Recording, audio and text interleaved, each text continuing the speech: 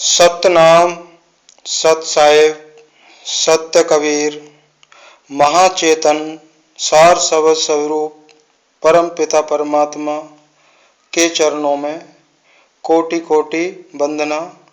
सभी समस्त भगत समाज के संतों विवेकी हंसों को दास का प्रणाम। तो प्रेमी सज्जनों, इस चैनल का पहला जो सत्संग डाल दिया गया है भाग 1 में प्रमाण के द्वारा दिखाया गया कि संत रामपाल दास जी ने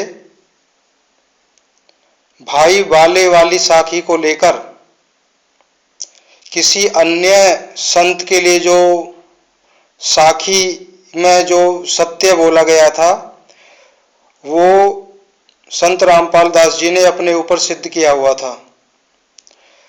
तो राधा स्वामी सत्संग व्यास उनकी पुस्तक जो स्क्रीन पर आप देख रहे हो, धरती पर स्वर्ग,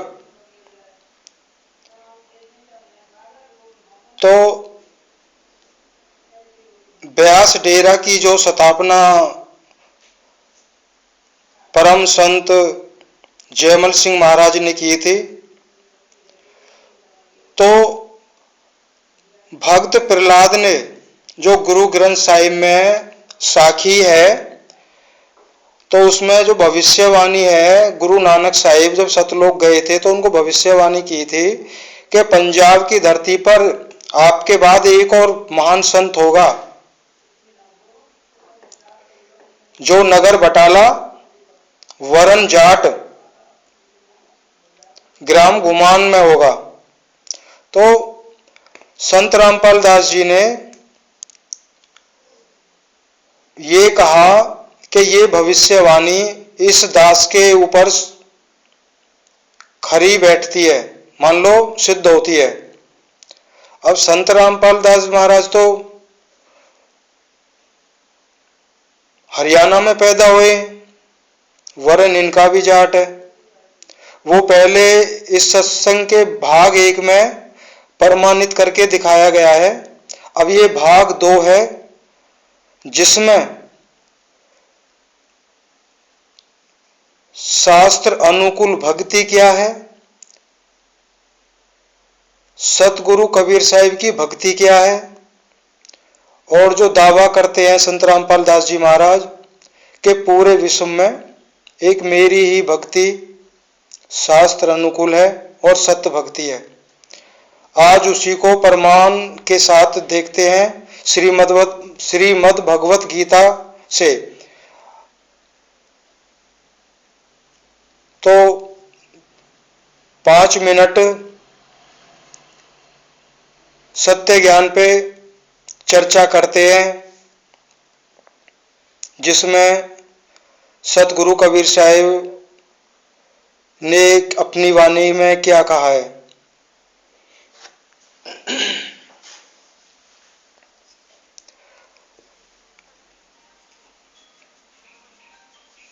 तो आज का सत्संग भाग 2, इस सत्संग का मुख्य उद्देश्य है शास्त्र अनुकूल और शास्त्र विरुद्ध भक्ति क्या है। संत समाज के बीच तत्वदर्शी संत रामपाल दास जी महाराज दावा करते हैं कि समस्त विश्व के अंदर केवल संत रामपाल दास के पास ही सतगुरु कबीर साहिब की स्वयं भक्ति है जो कि शास्त्र अनुकूल है। अन्य संतों की भक्ति शास्त्र विरोध है। प्रेमी सज्जनों, शास्त्र अनुकूल भक्ति संत रामपाल दास जी ने श्रीमद् भगवत गीता, 4 वेद, 6 शास्त्र, 18 पुराण और 108 उपनिषद, बाइबल, कुरान आदि से बताया है और कहा भी है। उन्होंने अपने मुखारबिंद से कहा है, प्यारी आत्माओं, यही शास्त्र अनुकूल व परमात्मा कबीर साहिब की सत्य भक्ति है। प्रेमी सज्जनों, इस चैनल के माध्यम से जो भी ज्ञान दिया जाएगा सतगुरु कबीर साहिब की कृपा से, उनके हुक्म से, दया से ही ये दास कुछ कह पाता है। जो पूर्णतया सत्य ज्ञान होता है, प्रत्येक ज्ञान का एक एक शब्द सतगुरु साहिब का मूल ग्रंथ बीजक के सिद्धांत के अंदर ही आपको दिया जाता है, दिखाया जाता है। और श्रीमद् भगवत गीता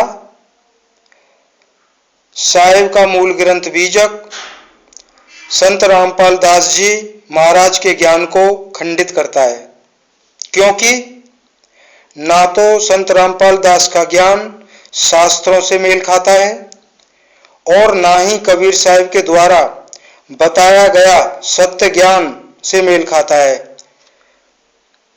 क्यों नहीं मेल खाता है? साहिब की मूल ग्रंथ बीजक से रमेनी नंबर 16 में साहिब ने एक वाणी है, चलत चलत अति चरण पिराना, हारि परे ता अति रेस्याना।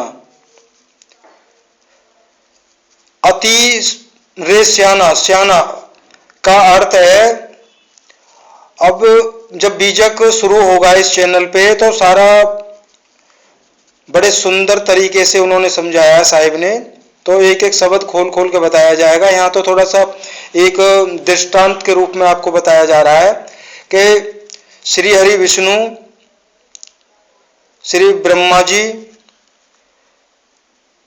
श्री महादेव, शिवजी भगवान, इन तीनों ने जब घोर तपस्या की तब भगवान ब्रह्म निरंजन के दर्शन नहीं कर पाए। तो ये भी हारने का मतलब है, हार पड़े ता अति रेस्याना, चलत चलत अति चरण पिराना। चरण पिराने का मतलब है कि बुरी तरह से थक गए, दर्शन नहीं कर पाए। हाँ, जो कुछ देखा है वो इन्होंने वेदों के द्वारा वर्णन किया है, ऋषि महात्माओं ने, महर्षियों ने। तो ये तो बाद में इसका विस्तार से वर्णन करेंगे।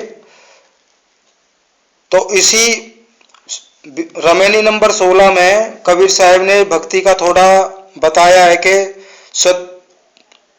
सत्य भक्ति क्या है और हम कहां पर उलझे बैठे हैं। तो आगामी आने वाले सत्संग में बीजक ज्ञान भी सुनाया जाएगा। जो भी भक्तजन सुनना चाहें सुन सकते हैं। प्रेमी सज्जनों, थोड़ी ही देर में श्रीमद् भगवत गीता से प्रमाणित करेंगे कि शास्त्र अनुकूल भक्ति क्या है। अब रमेनी नंबर 16 में साहिब ने भक्ति का थोड़ा सा पिंड ब्रह्मांड की भक्ति का वर्णन दिया है, जो कि मुक्ति का मार्ग नहीं है। तो साहिब ने इस रमेनी का भावार्थ टीका करते हुए अंत में क्या बताया था कि आत्म स्वरूप हम, मैं कौन हूं, मेरा निस्वरूप क्या है। आत्म स्वरूप परिचय ज्ञानहीन साधक जीव। अब ज्ञानहीन है, जिनको आत्मा का स्वरूप परिचय ज्ञान नहीं है, उनको ज्ञानहीन, अज्ञानी बताया उन्होंने। कह रहे वो अज्ञानी जीव ऐसे ही तपते और हैरान हुआ करते हैं, नाना प्रकार की साधना करके। सत्य मार्ग तो है नहीं उनके पास, करें क्या? डर से भक्ति कर रहे हैं, जो भी बन जाए। तो साहिब ने बताया है, आत्म स्वरूप विस्मृति रूप भयंकर अज्ञान अंधकार में उनको कुछ भी आधार, अवलंब, कोई भी सहारा नहीं दिखता है। और ऐसा होता भी है, हम नाना प्रकार की भक्ति करते हैं लेकिन अंदर से हमको शांति है ही नहीं, बस देखा देखी कर रहे हैं। साहिब ने आगे किया है, ओम सोहंग आदि ब्रह्मांडी शब्द तो संयोजक तथा वियोगज जड़ और अनित्य शब्द हैं, ये सत्य शब्द नहीं है। पिंडी और ब्रह्मांडी, इसमें मुक्ति नहीं होती है। और वह महाचेतन सत्पुरुष परमात्मा, साहिब ने परमात्मा को बीजक में हर जगह महाचेतन सार शब्द स्वरूप परम पिता परमात्मा कह के उन्होंने वर्णन किया है। कह रहे उस पर सत्पुरुष परमात्मा मंत्र योग।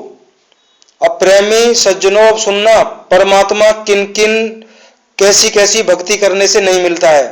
मंत्र योग, किसी भी प्रकार का मंत्र योग, लय योग, राजयोग, अष्टांग योग, हठ योग, पंच मुद्रा, पंच मुद्रा भी आ गई है इसमें। कोई भी योग साधना इन पंच मुद्राओं से आगे की है ही नहीं, सभी समस्त इसी में आ जाती हैं। खेचरी, भूचरी, चाचरी, अगोचरी और उन्मनी, ये 5 मुद्राएं होती हैं। प्राणायाम, मन कला, किसी भी प्रकार का प्राणायाम, मन कला, बुद्धि कला, प्राण कला आदि क्रियाओं के साधनों से परमात्मा की प्राप्ति नहीं होती है, क्योंकि वह निर्गुण, निराकार, ओम, ब्रह्म निरंजन और सगुण, साकार, त्रिदेव तथा राम कृष्ण अवतारी पुरुषों से भिन्न और परे है। परमात्मा की अवस्था में जाना है तो इन सब से परे होना होगा। अब हम स्वयं विचार करें तो हम तो इन्हीं में उलझे हुए हैं। और संत रामपाल दास जी महाराज ने जो है अनंत भेदों वाली भक्ति की क्रियाएं बना के जो ना भक्तों को दे रखी है। अब कहते हैं कि हमारी परमात्मा कबीर साहिब की सत्य भक्ति है। अब बताओ कहां से सत्य भक्ति है? स्पष्टीकरण कर दिया है रामायणी नंबर 16 में, और भी बहुत ज्यादा स्पष्टीकरण है। ये तो थोड़ा सा बता दिया है आपको कि मंत्र योग, लय योग, राजयोग, अष्टांग योग, हठ योग, पंच मुद्रा, प्राणायाम, मन कला, बुद्धि कला, प्राण कला आदि क्रियाओं के साधन से नहीं प्राप्त होता है, क्योंकि वह निर्गुण निराकार, ओम ब्रह्म निरंजन और सगुण साकार त्रिदेव ब्रह्मा, विष्णु, महेश तथा राम कृष्ण अवतारी पुरुषों से भिन्न है और परे है। तो सज्जनों, विचार करने की बात है, विचार तो करना होगा। अब सतगुरु का एक शब्द और आता है बीजक में। बीजक साहिब ने वो अमृत छोड़ के गए हैं, वो ज्ञान का, सत्य ज्ञान का। अगर हमारे अंदर अगर सच्ची तड़प और भूख है तो एक एक शब्द अनमोल है। सतगुरु ने कहा है, धरती तो हांडी भई, ढकना भया आकाश, 3 लोक ईंधन भये, जीव का कहां निकास। सतगुरु हांडी फोड़ के ढकना दिया उघार, जीव चला सतलोक को, काल रहा झकमार। ज्यादा कुछ सुनाने की जरूरत ही नहीं है, केवल इसी शब्द में पूरा मुक्ति का वर्णन, मुक्ति का भेद, गुप्त भेद, सार शब्द, सार नाम, निज नाम, अखय नाम, सब कुछ इसी में समाया हुआ है। फर्क है तो क्या है? इसके भेद को खोलना, समझना।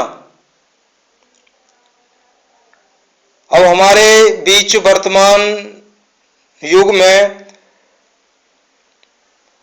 संत रामपाल दास जी महाराज के बाद, अब ये पहले सत्संग में भी खुलासा किया था, संत रामपाल दास जी महाराज ने एक बहुत अच्छा काम किया। कबीर साहिब को अलग अलग तरीके से लोग जानते थे, इन्होंने उनको परमात्मा का स्थान देके और सर्व जगत में उनका प्रचार प्रसार कर दिया। और उस प्रचार को सुन के,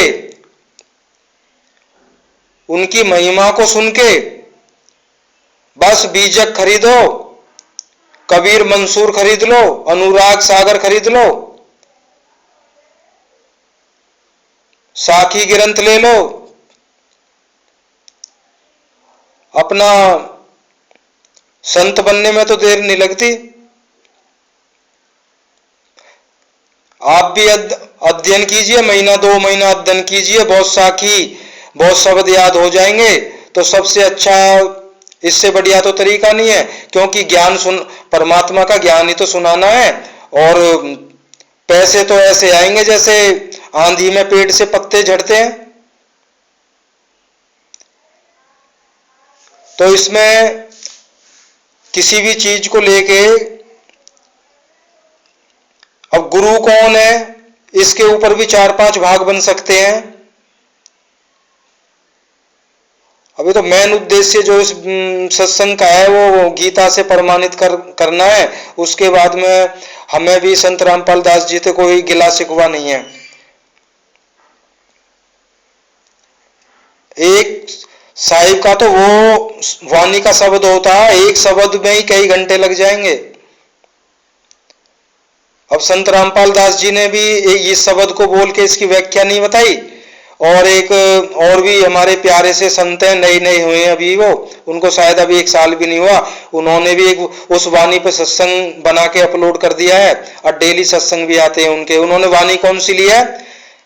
देही को सतगुरु कहे या तो धुंधर ज्ञान, 4 दाग जा मैं नहीं ताको सतगुरु जान। अब इन्होंने स्पष्टीकरण कर दिया, केवल कबीर साहिब के अंदर 4 दाग नहीं थे, वो ही सतगुरु हैं। बिल्कुल सही बात है, कबीर साहिब सतगुरु हैं। अब कबीर साहिब तो हर घट में है, क्यों? हर घट वासा कबीर साहिब, हर घट वासा कबीर का, तो वो तो हर घट में बैठे हैं। लेकिन सामने से हम कैसे उनका ज्ञान सुने बैठ के? जैसे वो जब आए थे विदेश स्वरूप थे, लेकिन दिखाई देते थे, बात करते थे, सब कुछ होता था। पर वो मेरे प्यारे भाई संत जी ये भूल गए कि गीता में भी प्रमाण है कि हे अर्जुन, सत्य का चारों युगों में कभी अभाव नहीं रहता। तो ऐसे ही सतगुरु का चारों युगों में कभी अभाव नहीं था। अभाव का मतलब एक क्षण ऐसा नहीं है कि इस युग में जो सतगुरु नहीं है। कबीर साहिब थे और वो हमारे घट में तो वहां पर दिखाई नहीं देते, नहीं, पिंड में रहते हुए सतगुरु हैं। भले ही कबीर साहिब ने बोला है कि देही को सतगुरु कहे या तो धुंधर ज्ञान। अब ये शब्द क्यों बोला है, इसकी व्याख्या वो नहीं कर पाए।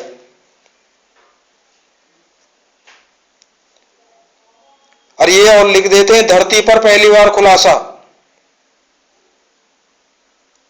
क्या खुलासा? आत्मा भोजन करती है, आत्मा भी बीमार होती है। नीचे हेडलाइन लिख देते हैं, धरती पर पहली बार खुलासा। ये वो संत हैं जो भी इनकी शरण में चले जाए उस मुक्ति के भेद को तुरंत बता देते हैं। जिसको कबीर साहिब ने बार बार धर्मदास जी महाराज को मना किया था, धर्मदास तो लाख दुआई, ये आपने कई बार सुना होगा कि उस भेद को छुपा के रखना है। चलो, ये तो जब बीजक शुरू होगा, उनकी कृपा होगी साहिब की, तब एक एक शब्द को आपको खोल के सुनाएंगे कि कौन से गुरु की शरण में, और गुरु कैसा होता है। जितनी भी गुरु, सत्य गुरु की और सच्चे गुरु की पहचान आज तक बताई गई है, इस दास ने जो भी सुना है वो पूर्ण पहचान नहीं है। अगर पूर्ण पहचान जब आप जानोगे ना, तो आप मेरे से प्रश्न नहीं करोगे कि आपने ये पूर्ण पहचान इस तरह से बताई है। आप सुनकर तुरंत मानोगे, वाकई ये सतगुरु की पहचान है, ये सच्चे गुरु की पहचान है। आप तुरंत ही निर्णय ले लोगे इस बात का कि जो आज तक हमें बताया गया था, सच्चे संत की जो पहचान होती है, ऐसे तो करोड़ों जीव मिल जाएंगे आपको।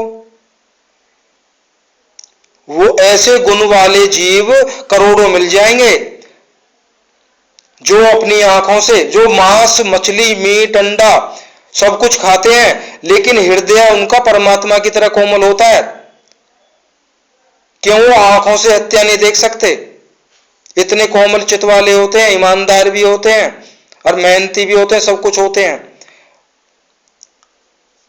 लेकिन वो अपनी आंखों से नहीं देख सकते। खाते पीते सब कुछ है, दूसरों से मंगवाते हैं, बनवाते हैं। जो 24 घंटा एसी में रहता है ना, उसको क्या पता गर्मी कैसी होती है।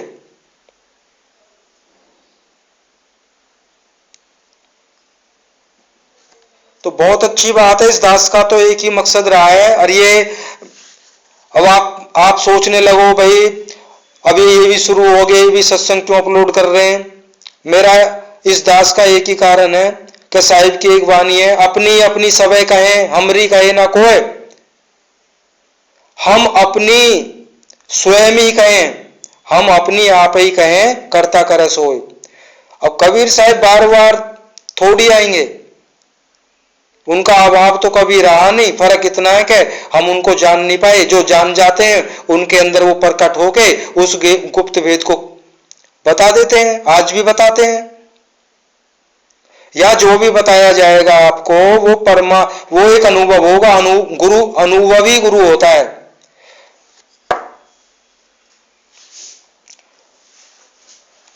चलो अब भक्ति को देखते हैं,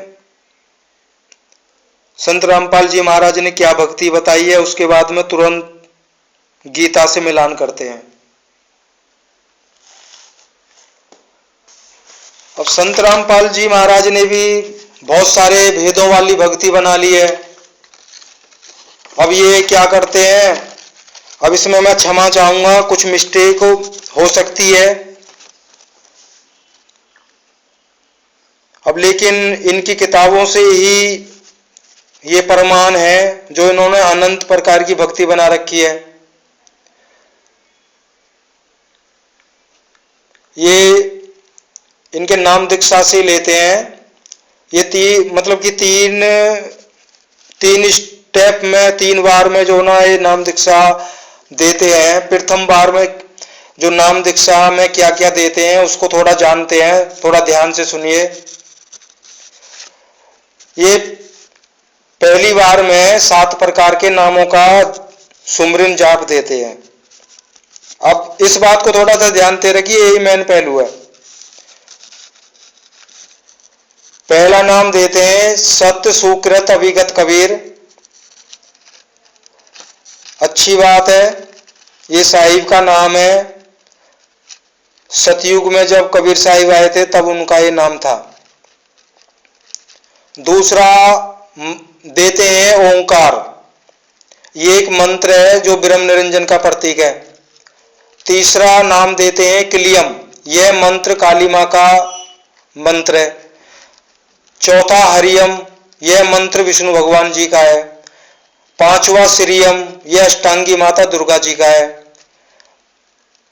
अब एक तरफ तो अष्टांगी माता को जिस बात को कहना चाहिए था शास्त्रों के अनुसार, इन्होंने जो है एक अभद्र भाषा का उपयोग किया है। इन्होंने अष्टांगी दुर्गा माता को, वो बीच में बता देंगे, इन्होंने अपनी बुक में लिखा है, क्या लिखा है वो कभी सत्संग में बीच में बता देंगे इन्होंने कितने अभद्र भाषा का प्रयोग किया है। और इधर श्रीयम नाम भी दे रहे हैं अष्टांगी माता का जाप करने के लिए। छठा नाम है इनका सोहंग, यह श्वास पर श्वास का जाप है, बीज मंत्र भी कह सकते हैं इसे। 7वां नाम है इनका सत्यम, ये परमात्मा को संकेत करता है। अब ये 4-4, 5-5 बार इनका सुमरन करना है। अब एक क्रिया तो ये होगी। दूसरी बार में जो नाम दीक्षा देते हैं वो 2 अक्षर का बताते हैं, शायद ओम सोहंग या सोहंग ओम, इस तरह से है। श्वास पर श्वास का जाप है इनका। तीसरी बार में जो बोलते हैं ना सार नाम सार शब्द, तो ये बात हजम नहीं होती। क्यों? इसको शरीर के द्वारा तो दे ही नहीं सकते, देते हैं, बोल के नहीं दिया जा सकता। हम बात करते हैं शरीर से इसको दिया ही नहीं जा सकता। ये देते हैं सारनाम सोहंग सत्य कबीर, तो ये सारनाम नहीं है। और भी बहुत सी इनकी क्रियाएं। सुबह का नित्य नियम करो, खाना खाने से पहले की आरती करनी है, अन्न देव की आरती करनी है, खाना खाने के बाद की आरती करनी है, दोपहर रमैनी का पाठ करना है, संध्या की आरती है, देसी घी की अखंड ज्योत जलानी है, माला का भी जाप करना है, और गुरु की आज्ञा के बिना घर में किसी भी प्रकार का अनुष्ठान नहीं करवाना। चलो, घर में कोई भी जीव का स्वर्गवास हो जाता है, कोई जीव मान लो सतलोक गमन कर गया, तो किसी भी प्रकार की क्रिया यज्ञ हवन आदि नहीं कराना है। और शोक व्यक्त करने आने वाले मित्रगण, रिश्तेदार, सगे संबंधी, उनको केवल एक ही दिन बुलाने का आग्रह करें, केवल एक दिन। अब ये इनकी अनंत क्रिया है, तो ये नियम ही तो हो गए ना सारे के सारे इतने। अब देखते हैं गीता में कितनी अनंत क्रिया बताई गई हैं। शास्त्र अनुकूल भक्ति गीता से प्रमाणित उन्होंने ज्यादा किया है। अब देखते हैं गीता में कितनी शास्त्र अनुकूल भक्ति जो ना बताई गई है, उसको भी देख लेते हैं। अब ये श्रीमद् भगवत गीता जो आपको स्क्रीन पर दिख रही है, यथार्थ गीता है, और ये जो दिखाई दे रहे हैं ये अडंगानंद जी महाराज हैं। इनका नाम भी कुछ ऐसा है जो बोलने में बड़ी कठिनाई होती है। और यथार्थ टीका है,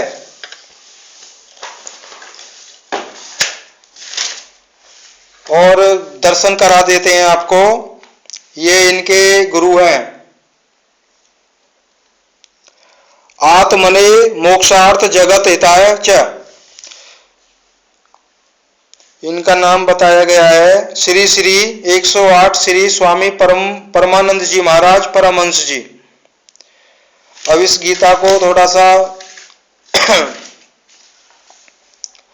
ये इसमें एक सर्टिफिकेट भी लगा हुआ है, विश्व गौरव सम्मान पत्र, वर्ल्ड रिलीजियस पार्लियामेंट्स।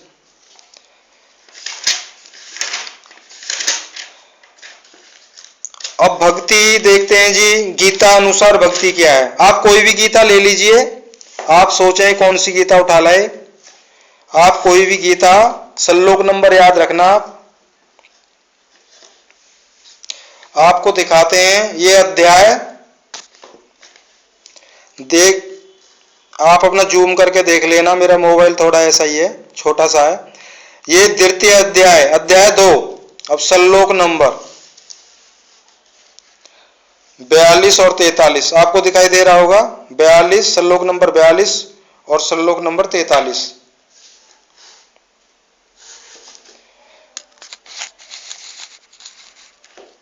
पूरा आ जाएगा थोड़ा सा ऐसे। अब इसमें देखिए क्या लिखा हुआ है।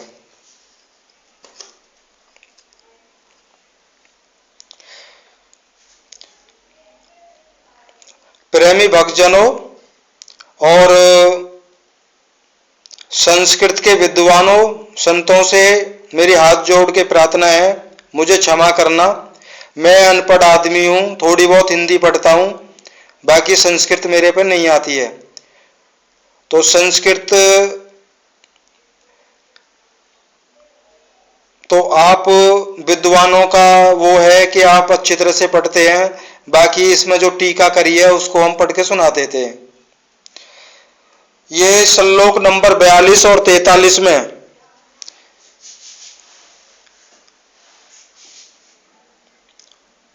बताया गया, हे पार्थ, कामनाओं से युक्त वेद के वाक्यों में अनुरक्त स्वर्ग को ही परम लक्ष्य मानते हैं कि इससे आगे कुछ है ही नहीं। ऐसा कहने वाले अविवेकी जन जन्म मृत्यु रूपी फल देने वाली भोग और ऐश्वर्य की प्राप्ति के लिए बहुत सी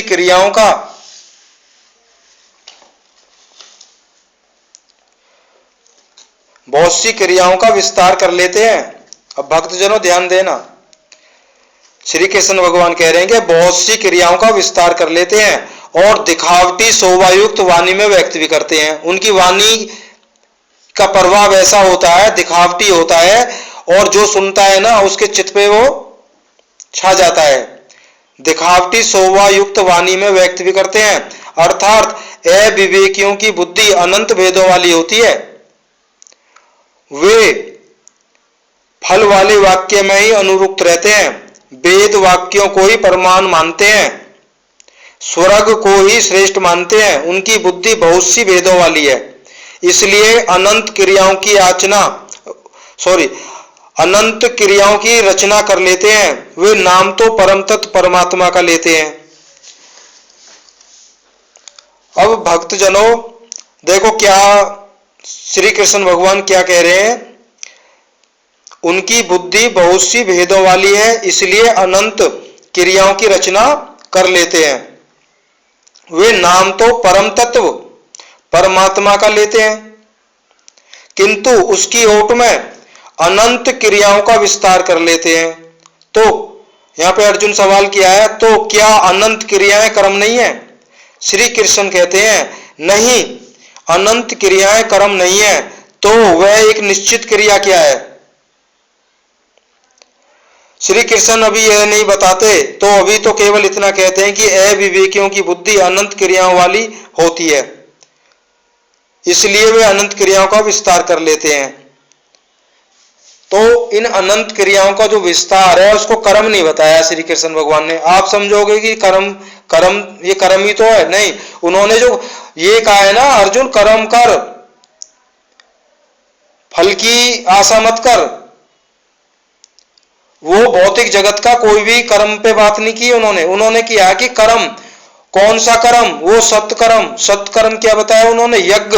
और यज्ञ क्या बताया? ये नहीं है कोई यज्ञ बेदी बना के उनमें हजारों लाखों का करोड़ों का हवन यज्ञ करना, उनको उन्होंने खंडित किया है। उन्होंने किया है कौन से यज्ञ, कौन सा कर्म? कर्म है यज्ञ। और यज्ञ क्या है? श्वास पर श्वास में ओम का स्मरण करते हुए अपने विषयों को उसमें स्वाहा करना है, समस्त चराचर जगत से अपनी सूरत को हटाकर और उस नाम में लिप जोड़नी है, और समस्त विकारों का स्वाहा करते हुए किसी फल की चाह नहीं करनी, किसी भी फल की चाह ना करते हुए आगे बढ़ना है, उसको कर्म बताया है। और वही सत्य भक्ति उन्होंने बताई है, अनंत भेदों वाली भक्ति नहीं बताई है कि अनंत क्रियाओं का विस्तार कर लो। अलग अलग प्रकार की जो भक्तियां बता रहे हैं इनका खंडन किया है।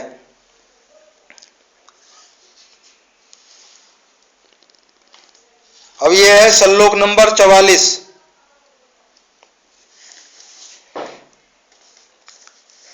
उनकी वाणी की छाप जिन जिन के चित्त पर पड़ जाती है अर्जुन, उनकी भी बुद्धि नष्ट हो जाती है, न कि वे कुछ पाते हैं। उस वाणी द्वारा हरे हुए चित्त वालों के और भोग ऐश्वर्य में आसक्ति वाले पुरुषों के अंतःकरण में क्रियात्मक बुद्धि नहीं रह जाती।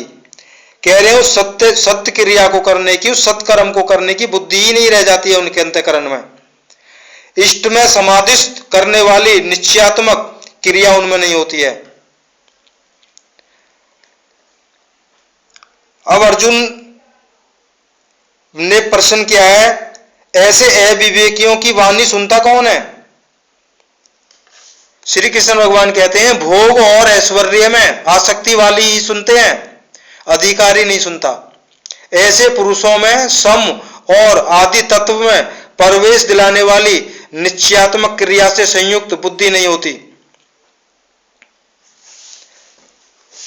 तो प्रेमी भक्तजनों, ऐसा है जैसे गीता तो हजारों लाखों करोड़ों छपी हुई है, लेकिन यथार्थ टीका किसी किसी में है। इस भौतिक जगत में जितने खाद्य पदार्थ हैं, हमारी सुख सुविधा के लिए। अब मिलता कहाँ है, सब में जहर मिला हुआ है ना। असली चीज मिलती कहाँ है, नहीं मिलती ना। तो मेरे भाइयों, सत्य ज्ञान भी हर पुस्तक में, हर शास्त्र में नहीं मिलेगा। कोई तत्वदर्शी संत यथार्थ टीका कर सकता है? हाँ, एक चीज आपको मिल जाएगी, शब्दों में हेरा फेरी नहीं है, टीका अलग अलग मिलेगी आपको। और जो यथार्थ टीका होगी उसी को आप बिना किसी से पूछे उसी को सत्य मानोगे। ये पावर होती है सत्य में। वो आपके अंतःकरण में वास करेगा। कब करेगा? जब अंतःकरण हमारा शुद्ध होगा, तभी समावेश होगा। गंदे बर्तन में अमृत नहीं डाल सकते हम।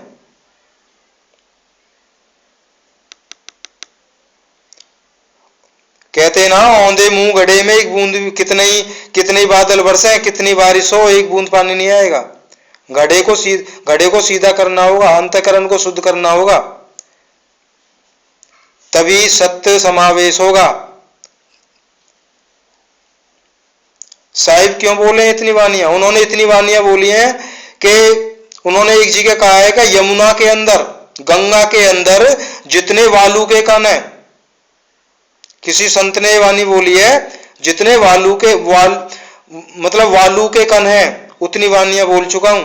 लेकिन पिछले विषयों के प्रभाव से मेरे सत्य ज्ञान को कोई सुनता नहीं है, कोई विरला ही है जो सुन पाता है। आज भी वही होता है। और ये जो लंबी लंबी कतारें, लाखों में करोड़ों में जो भीड़ देख रहे हो ना, वो झूठ है। कबीर साहब ने कहा ना, साच कहूं तो मारन धामे, झूठे के घर पतिया में। सच हमेशा कड़वा लगता है, सच के पास कोई नहीं आता। झूठ बोलना शुरू कर दीजिए, आपका चाहे भौतिक जगत का काम है या आध्यात्मिक ज्ञान है, तो आपके पास पहले दिन से जो है फल शुरू हो जाएगा मिलना। लेकिन सत्य का फल नहीं मिलता मेरे भाइयों। इसीलिए श्री कृष्ण भगवान ने कहा ना, कर्म कर, फल की चाह मत कर। क्यों? वो फल मिलेगा ही नहीं, सत्य भक्ति का फल नहीं मिलेगा, क्योंकि वो फल ऐसा है, वो आपको पूर्ण करता है। अगर फल मिलेगा तो भोगने के लिए देह धारण करनी पड़ेगी। साहिब ने कहा है ना, देह धरे का दंड सब काहू को होए। बार बार देह धारण करनी पड़ेगी। फल की चाह करोगे तो उस फल को भोग के फिर जाना है, फिर देह धारण करनी है। इसलिए महायोगी श्री कृष्ण भगवान ने कहा है कि कर्म कर, उस यज्ञ रूपी कर्म को कर और फल की चिंता मत कर। ये यज्ञ तुझे पूर्ण अवस्था तक ले जाके छोड़ेगा, जन्म मरण आदि दुखों से, उनके बंधनों से छुड़ा देगा। अब हम इस बात को मान के क्या बैठ गए, प्रकृति मंडल के जो भौतिक जगत के काम है उनको करते जाओ, फल की चिंता मत करो। नहीं, उन्होंने 18 अध्याय में किसी भी श्लोक के अंदर भौतिक जगत का एक भी शब्द वर्णन नहीं किया है। समस्त गीता के अंदर का ज्ञान दिया है। लेकिन वो ये ना, अनंतों भेदों वाली भक्ति बना लिए लोगों ने। ये 2-2, 4-4 लाख रुपए लेने वाले जो है बड़े बड़े महा पंडित विद्वान, बड़े ऊंचे ऊंचे सिंहासनों पे बैठे हैं, तिलक लगा के, माला पहन के, ये सत्य को तो सामने रखते ही नहीं है। तो कबीर श्री कृष्ण भगवान ने इनको मूढ़ कहा है। कह रहे ना, जो मेरी बताई हुई युक्ति के अनुसार भक्ति नहीं करते हैं ना, वो मूर्ख हैं, अधोगति को प्राप्त होते हैं वो।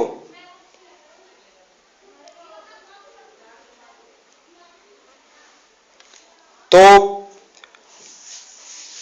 प्रेमी भक्तों, वीडियो 40 मिनट की बन चुकी है। अब इसका एक लास्ट भाग है 3, तीसरा भाग वो अपलोड होगा।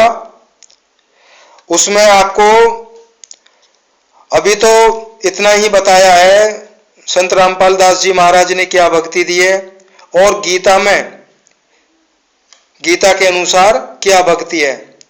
अब थोड़ा बहुत तो आपको पता लग ही गया होगा, लेकिन अब तीसरे भाग में तत्वदर्शी संत की पहचान क्या है और शास्त्र के अनुसार जो भक्ति करनी है उसका स्वरूप क्या है। श्री कृष्ण भगवान ने उसकी विधि भी बताई है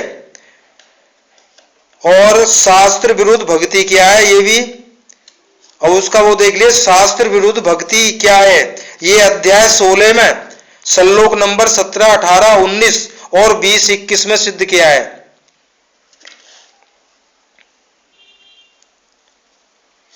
और भक्ति का जो स्वरूप है, शास्त्र अनुकूल जो भक्ति कैसे करनी है, वो अध्याय 5 श्लोक 25, 26, 27, 28 और 29 में भक्ति स्वरूप का स्पष्टीकरण किया है, जो बिल्कुल ही संत रामपाल दास जी की भक्ति से अलग है। अध्याय नंबर 8 श्लोक 13 में भी यही बताया है और अध्याय नंबर 6 श्लोक नंबर 10 और 11 में यज्ञ का स्वरूप क्या है ये बताया है। अध्याय नंबर 4 तत्वदर्शी की पहचान, तत्वदर्शी संत किसे कहते हैं, उनका मार्गदर्शन, श्लोक नंबर 9, अध्याय नंबर 4 श्लोक नंबर 9।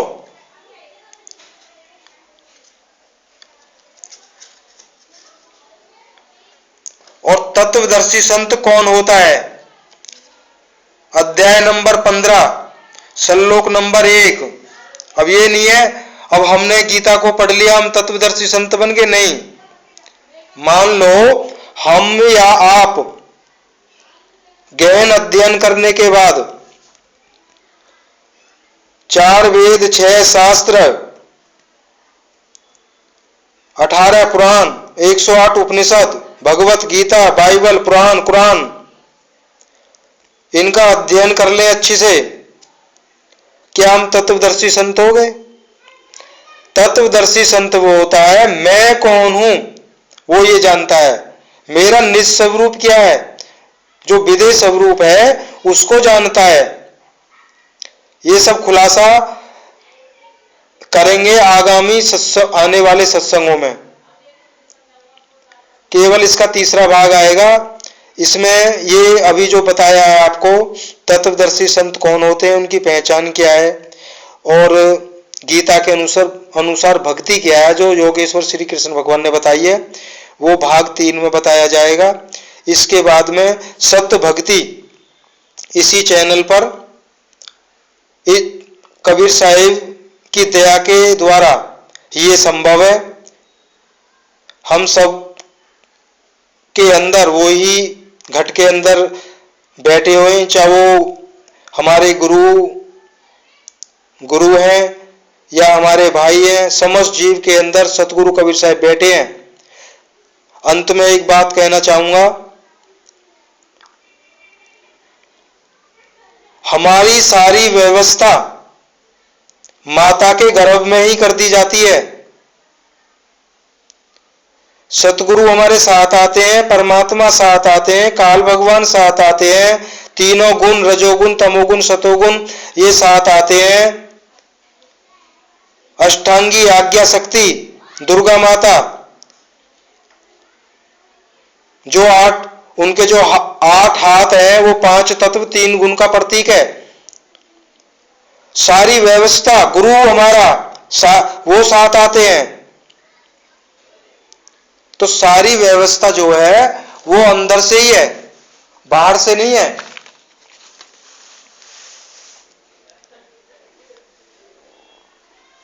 तो प्रेमी भक्तजनों, इस सत्संग में इतना ही।